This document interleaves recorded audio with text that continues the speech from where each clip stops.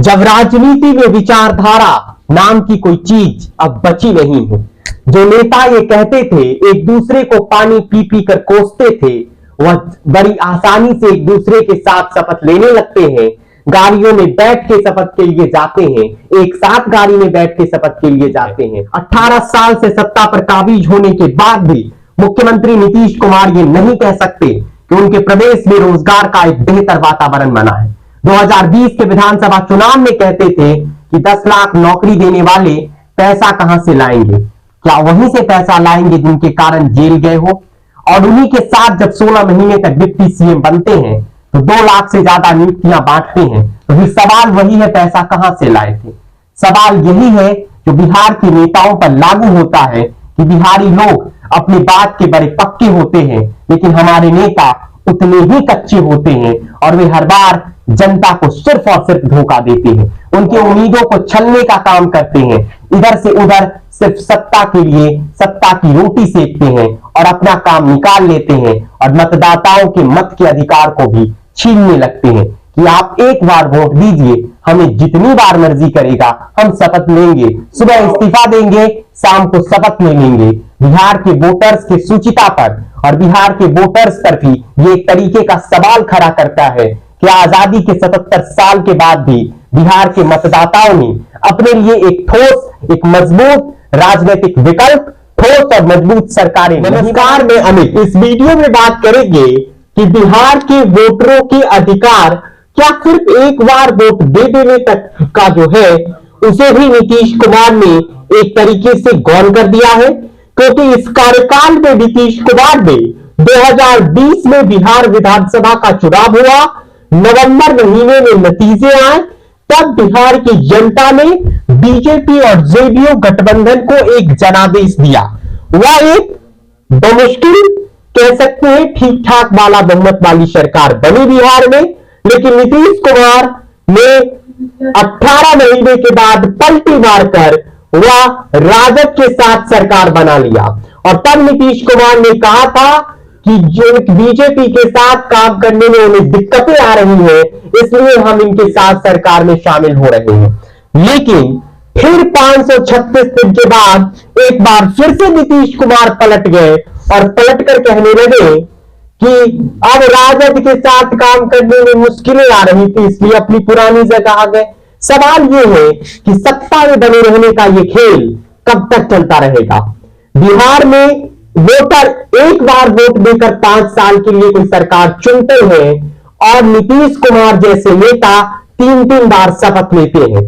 सवाल यही है कि क्या सत्ता में बने रहने के लिए, सत्ता की मलाई खाने के लिए और सत्ता में रहने के लिए नीतीश कुमार जनता की उम्मीदों को, जनता के सपने के स्वाद को इतनी आसानी से पचा कैसे लेते हैं?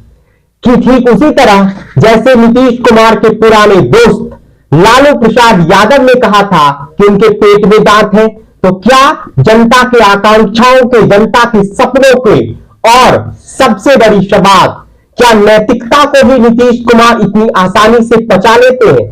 पॉलिटिकल साइंस की किसी किताब में यह नहीं लिखा है कि आप सरकार इस गठबंधन को छोड़कर उस गठबंधन में नहीं बना सकते हैं। आप बना सकते हैं, लेकिन जो कानूनी रूप से सही हो, वह नैतिक रूप से सही हो, यह भी जरूरी नहीं है। नैतिकता नाम की कोई चीज होती है। बिहार के जनता के वोटर्स के क्या अधिकार सिर्फ इतना रह गया है कि आप एक बार वोट दे दीजिए, हमारा जब मर्जी करेगा हम इस गठबंधन के साथ आकर सरकार चला लेंगे, या हम इस गठबंधन के साथ आकर सरकार चला लेंगे। जब राजभवन से निकलने के बाद नीतीश कुमार ये कह रहे थे कि सरकार के साथ हमें काम करने में मुश्किलें आ रही थी, इसलिए हमने इस्तीफा दे दिया, हमने सरकार को समाप्त कर दिया, तो ये सिर्फ और सिर्फ नीतीश कुमार की सूचिता पर सवाल खड़ा नहीं हो रहा था, बल्कि बिहार के मतदाताओं पर भी एक सवाल वो खड़ा कर रहे थे, जाने गाहे बगाहे। क्या बिहार के मतदाता आजादी के 75 साल के बाद भी, आजादी के 77वें साल में भी क्या अपने लिए एक मजबूत राजनीतिक विकल्प, अपने लिए एक मजबूत और स्थिर सरकार का चयन नहीं कर पाए हैं कि 10 साल में ये चौथी बार नीतीश कुमार पलटे हैं और 2013 में पलटते हैं, 15 में गठबंधन कर सरकार बनाते हैं, जो जनादेश मिलता है 17 में ये कह के पलट जाते हैं कि भ्रष्टाचार हो रहा था।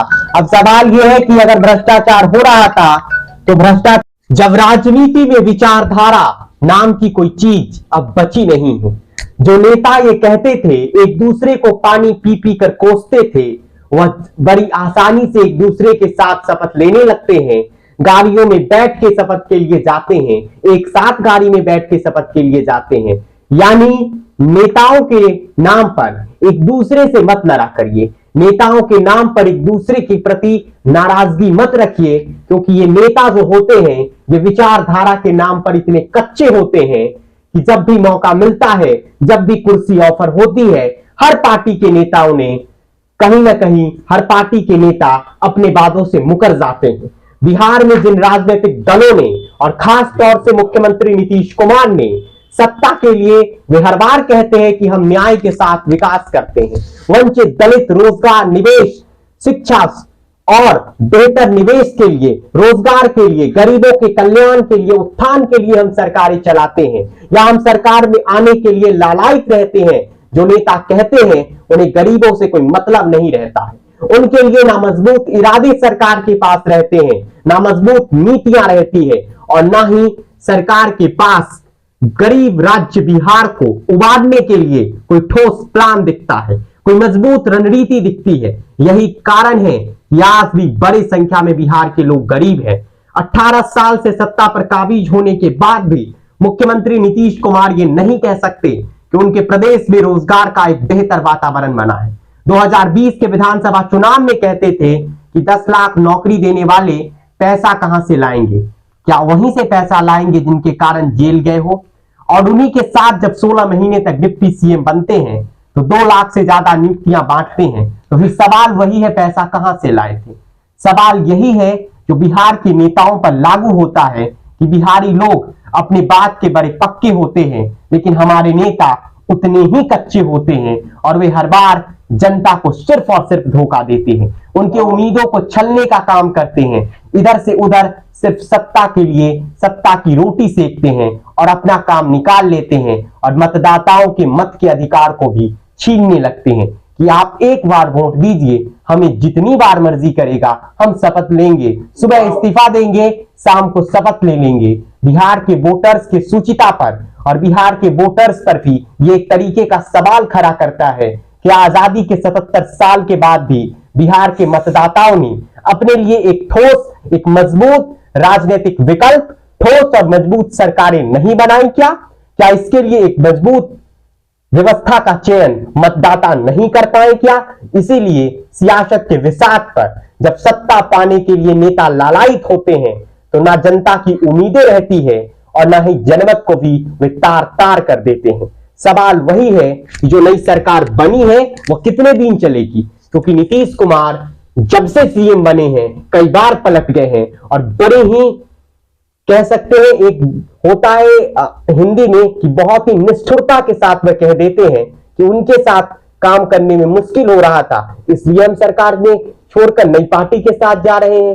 राजद के साथ कह रहे हैं उनके नेता कि भ्रष्टाचार हो रहा था, इसलिए भ्रष्टाचार कर रहे थे, इसलिए सरकार से हटकर आए हैं। जब भ्रष्टाचार हो रहा था तो फिर भ्रष्टाचार करवा कौन रहा था? और आपको पता नहीं था कि लालू परिवार के हर सदस्य पर ईडी की जांच चल रही है, लालू परिवार पर भ्रष्टाचार के आरोप है? तब भी तो आप 16 महीने पहले सरकार में थे, मनाने गए थे और तेजस्वी यादव के कंधे पर हाथ रख के कहते थे यही हमारा उत्तराधिकारी है, 25 में यही काम करेगा। नीतीश कुमार के सामने सबसे बड़ा संकट है वह विश्वसनीयता का है, सबसे बड़ा संकट क्रेडिबिलिटी का है। जो कानूनी रूप से सही हो वह नैतिक रूप से सही हो ऐसा संभव नहीं है, क्योंकि नैतिकता नाम की भी कोई चीज होती है। वोटर्स की उम्मीदों को, वोटर्स के विश्वास को यूं सौदेबाजी में मत बांटिए और प्रदेश के विकास के लिए आप जैसे नेताओं से उम्मीद करना अब बहुत मुश्किल होता है। वोटर्स की नजर में इन नेताओं के प्रति विश्वास भी कम होता है और इन नेताओं को जरूरत है कि अपनी बातों पर खड़े रहें। और बिहार को क्या ये नेता बदल पाएंगे? सवाल यही है। जो नेता सुबह को इस्तीफा देकर शाम में चीफ मिनिस्टर बनने के लिए ही शपथ ले लेता है, उससे क्या ही उम्मीद की जाए। खैर, इस वीडियो में इतना ही। आप सब से बस यही गुजारिश है कि एक नेता के लिए, अपने अपने चाहने वाले नेता के लिए एक दूसरे से मत लड़ा करिए, क्योंकि ये नेता किसी के नहीं होते हैं। कुर्सी के लिए कुछ भी कर लेते हैं, कुर्सी के लिए किसी को भी धोखा दे सकते हैं, और कुर्सी मिलते ही जनता की उम्मीदें, जनता की आकांक्षाओं को ये कुचलने लगते हैं। वोटर्स के जनमत के अधिकारों को का भी ये लोग गलत इस्तेमाल करते हैं। वोटर एक बार वोट देता है और एक ही कार्यकाल में 3-3 बार सीएम का शपथ ले लेते हैं। कमाल का सरकार है और कमाल के नेता है। फिलहाल इस वीडियो में इतना ही। अगली वीडियो में बात करेंगे कि बीजेपी और नीतीश बाबू का यह नया गठबंधन जो फेविकॉल से शायद चिपकाया गया है, ये कितना दिन तक चल पाएगा और क्या ये अपना कार्यकाल पूरा करेगी 2025 के दिसंबर तक। फिलहाल इस वीडियो में इतना ही। हमारे चैनल को सब्सक्राइब कर लीजिए, हमारे फेसबुक पेज को भी फॉलो कर लीजिए। आपका बहुत बहुत धन्यवाद।